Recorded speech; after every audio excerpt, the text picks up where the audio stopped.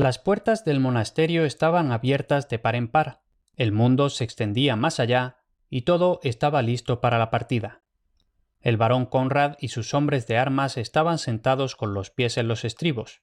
El caballo blanco como la leche que habían llevado para Otón le esperaba junto al gran corcel de su padre. «Adiós, Otón», dijo el anciano abad, mientras se inclinaba y le besaba la mejilla al muchacho.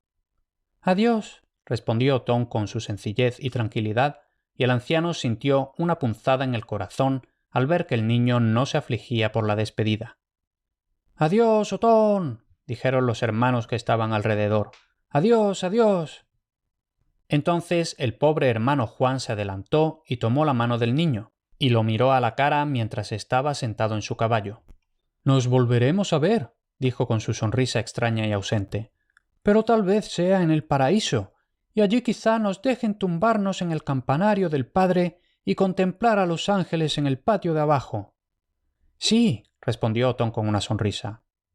«¡Adelante!», gritó el barón con voz grave, y, con un ruido de cascos y tintineo de armaduras, se alejaron, y las grandes puertas de madera se cerraron tras ellos.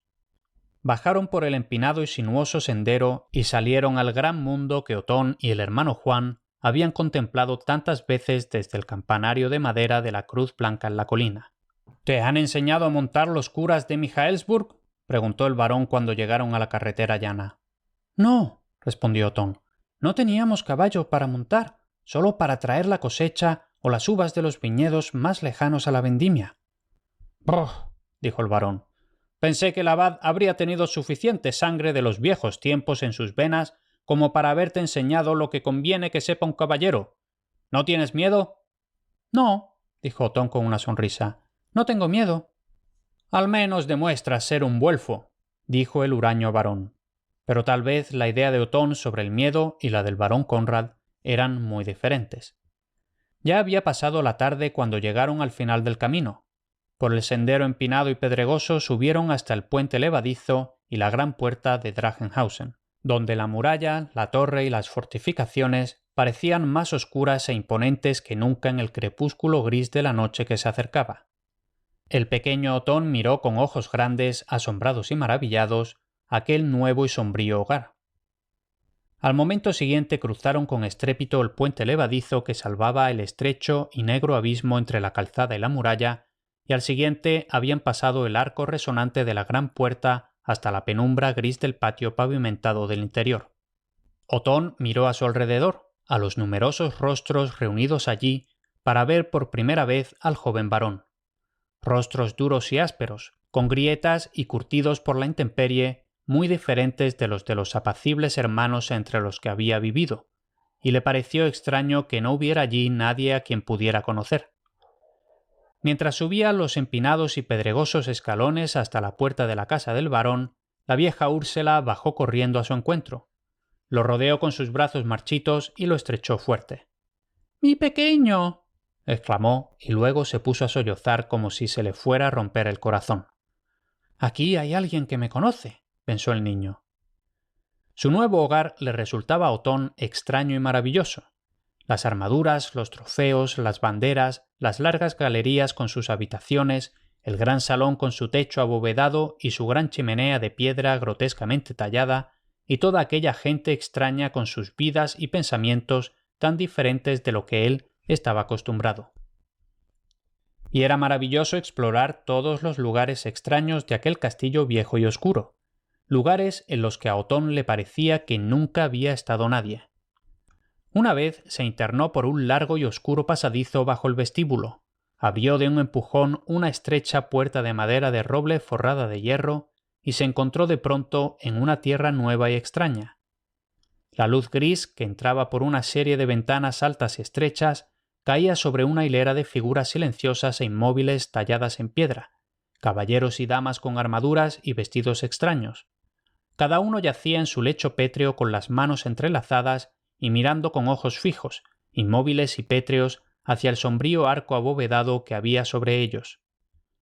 Allí yacían, en una fila fría y silenciosa, todos los güelfos que habían muerto desde que se construyó el viejo castillo. El lugar donde Otón había entrado era la capilla, ya en desuso desde hacía mucho tiempo, salvo como lugar de enterramiento de su linaje. En otra ocasión trepó hasta el desván, bajo el alto tejado, donde había arrumbadas innumerables cosas cubiertas por el mortecino polvo de los años. Allí se había posado una bandada de palomas, que salieron aleteando ruidosamente a la luz del sol cuando él empujó la puerta desde abajo.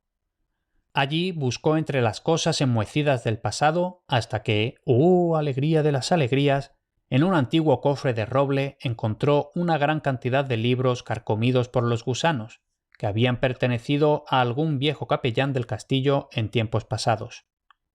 No eran volúmenes preciosos y hermosos, como los que le había mostrado el padre abad, pero tenían, sin embargo, sus pintorescas imágenes de santos y ángeles. Otro día, al entrar en el patio, Otón había encontrado la puerta de la torre de Melchor abierta, pues la vieja Hilda, esposa de Schwarzkarl, había bajado por algún asunto. Otón corrió entonces hacia los tambaleantes escalones de madera sin pensárselo dos veces, pues muchas veces había contemplado aquellos curiosos edificios suspendidos en el aire y se había preguntado cómo serían. Otón subió y subió hasta que la cabeza le dio vueltas. Por fin llegó a un descansillo y mirando por encima del alféizar hacia abajo contempló el pavimento de piedra iluminado por un tenue rayo de luz que entraba por la puerta arqueada. Otón se agarró con fuerza a la barandilla de madera. No se imaginaba que hubiera subido tanto. Al otro lado del descansillo había una ventana que atravesaba los gruesos muros de piedra de la torre. Miró por la ventana y luego retrocedió de pronto con un grito ahogado, pues fue a través del muro exterior como se asomó y abajo, en las vertiginosas profundidades, vio las duras rocas grises, donde los cerdos negros, que a lo lejos no parecían más grandes que hormigas, se alimentaban de los desperdicios arrojados por encima de los muros del castillo. Allí se extendían las copas de los árboles como un mar verde y ondulante, y los toscos tejados de paja de las casitas de los campesinos, alrededor de los cuales se arrastraban los niños como diminutas motas humanas. Otón se volvió y bajó las escaleras, asustado por la altura a la que había subido. En la puerta se encontró con la madre Hilda.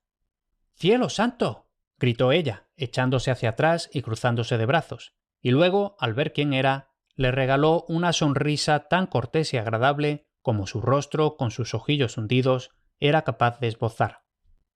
La vieja Úrsela parecía más cercana al muchacho que cualquier otra persona del castillo, a excepción de su padre, y era un nuevo placer para Otón sentarse a su lado y escuchar sus pintorescas historias, tan diferentes de los cuentos monacales que había oído y leído en el monasterio. Pero un día le contó un relato diferente que le abrió los ojos a lo que nunca antes había soñado. La suave luz del sol caía a través de la ventana sobre la vieja Úrsela, sentada al calor con el huso en las manos, mientras Otón yacía a sus pies sobre una piel de oso, pensando en silencio en la extraña historia de un valiente caballero y un fiero dragón que ella acababa de contarle. De pronto Úrsela rompió el silencio. «Pequeño», dijo, «te pareces maravillosamente a tu querida madre. ¿Has oído alguna vez cómo murió?» «No», dijo Otón, «pero dime, Úrsela, ¿cómo fue?» «Es extraño», dijo la anciana, «que nadie te lo haya contado en todo este tiempo». Y entonces, a su manera, le contó la historia de cómo su padre había partido en aquella expedición a pesar de todo lo que la madre de Otón le había dicho, rogándole que se quedara en casa, cómo había sido malherido y cómo la pobre señora había muerto de miedo y de dolor. Otón escuchaba con los ojos cada vez más abiertos, aunque no del todo maravillado. Ya no estaba tumbado sobre la piel de oso, sino sentado con las manos juntas. Durante un momento, después de que la anciana hubo terminado su relato, se quedó mirándola en silencio. Luego chilló con voz aguda. «¿Y es verdad lo que me cuentas, Úrsela? ¿Y mi padre pretendía despojar a la gente del pueblo de sus bienes?» «Sí», dijo ella riéndose, «eso hacía, y muchas veces». «Ah, esos días ya pasaron», lanzó un profundo suspiro. «Entonces vivíamos en la abundancia y teníamos sedas y linos y terciopelos en los armarios y podíamos comprar buenos vinos y vivir en la abundancia con lo mejor. Ahora nos vestimos con frisa y vivimos con lo que podemos conseguir y a veces es poco, sin nada mejor que cerveza agria para beber. Pero hay un consuelo en todo esto, y es que nuestro buen varón pagó la deuda que tenía con la gente de Trutz Drachen, no solo por eso, sino por todo lo que habían hecho desde el principio. A continuación le contó a Otón cómo el barón Conrad había cumplido la promesa de venganza que le había hecho al abad Otón, cómo había acechado día tras día hasta que una vez sorprendió a los Truthagen con el barón Federico a la cabeza en un estrecho desfiladero detrás del Kaiserburg, de la feroz lucha que allí se libró, de cómo los Rodeburgo huyeron al fin dejando al barón Federico herido tras ellos, de cómo se había arrodillado ante el barón Conrad pidiendo clemencia y de cómo el barón Conrad había respondido: «Sí, tendrás la clemencia que te mereces», y había alzado su gran espada de 2 manos y dado muerte de un solo golpe a su enemigo postrado. El pobrecito Otón nunca había soñado que pudiera existir tal crueldad y maldad. Escuchó el relato de la anciana con estupefacto horror, y cuando llegó el final y ella le contó, con un chasquido de labios, cómo su padre había matado a su enemigo con su propia mano, lanzó un grito ahogado y se puso en pie de un salto. En ese momento se abrió ruidosamente la puerta del otro extremo de la habitación y el barón Conrad en persona entró en la estancia. Otón volvió la cabeza y al ver de quién se trataba, lanzó otro grito, fuerte y tembloroso, y corrió hacia su padre cogiéndole de la mano. «¡Ay, padre!», exclamó. «¡Ay, padre! ¿Es cierto que has matado a un hombre con tu propia mano?». «Sí», dijo el barón, «es cierto, y creo que he matado a más de uno. ¿Pero qué pasa con eso, Otón? Debes deshacerte de esas tontas concepciones que los viejos monjes te han inculcado. El mundo es diferente de San Michaelsburg. Aquí un hombre debe matar o morir». Pero el pobre Otón, con el rostro oculto en la túnica de su padre, lloraba como si se le fuera a romper el corazón. «¡Ay, padre!», decía una y otra vez. «No puede ser que tú, que eres tan bueno conmigo, hayas matado a un hombre con tus propias manos. Ojalá pudiera volver al monasterio. Tengo miedo aquí fuera en el gran mundo. Tal vez alguien pueda matarme, pues no soy sino un niño débil, y no podría salvar mi propia vida si quisieran quitármela». El barón Conrad estuvo mirando a Otón todo el tiempo, juntando sus pobladas cejas. En un momento alargó la mano como para acariciarle el pelo al muchacho, pero la retiró de nuevo. «Úrsela», le dijo irritado, «no le cuentes al niño más historias de estas. Él todavía no sabe nada de estas cosas. Mantén tu lengua ocupada con los cuentos de viejas que a él le encanta oírte contar, y deja que yo le enseñe lo que conviene a un verdadero caballero y a un güelfo». Aquella noche padre e hijo se sentaron juntos al lado del crepitante fuego del gran salón. «Dime, Otón», dijo el barón, «¿me odias por haber hecho lo que Úrsela te ha contado hoy?». Otón miró durante un rato el rostro de su padre. «No lo sé», dijo al fin con su vocecilla infantil, «pero creo que no te odio por ello». El barón juntó sus pobladas cejas hasta que sus ojos centellearon desde lo más profundo de ellas y de repente soltó una sonora carcajada, golpeándose el muslo con la rígida palma de la mano. Hasta aquí este episodio. Si te ha gustado, me ayuda mucho que le des un me gusta y dejes una reseña positiva en la plataforma donde estés escuchando. Así el podcast llega a más gente. Y por cierto, publicar episodios regularmente supone un gran esfuerzo. Si quieres apoyar de verdad estos contenidos, puedes apuntarte al podcast Premium por un pago único bastante bajo. De esta forma podrás disfrutar de los siguientes episodios por adelantado y sin ningún tipo de publicidad. Si te interesa, dirígete a leyendasmedievales.com y échale un vistazo. Ahí también puedes comprar los libros en los que se basa el podcast, ya sea en papel o en digital, que eso también ayuda mucho.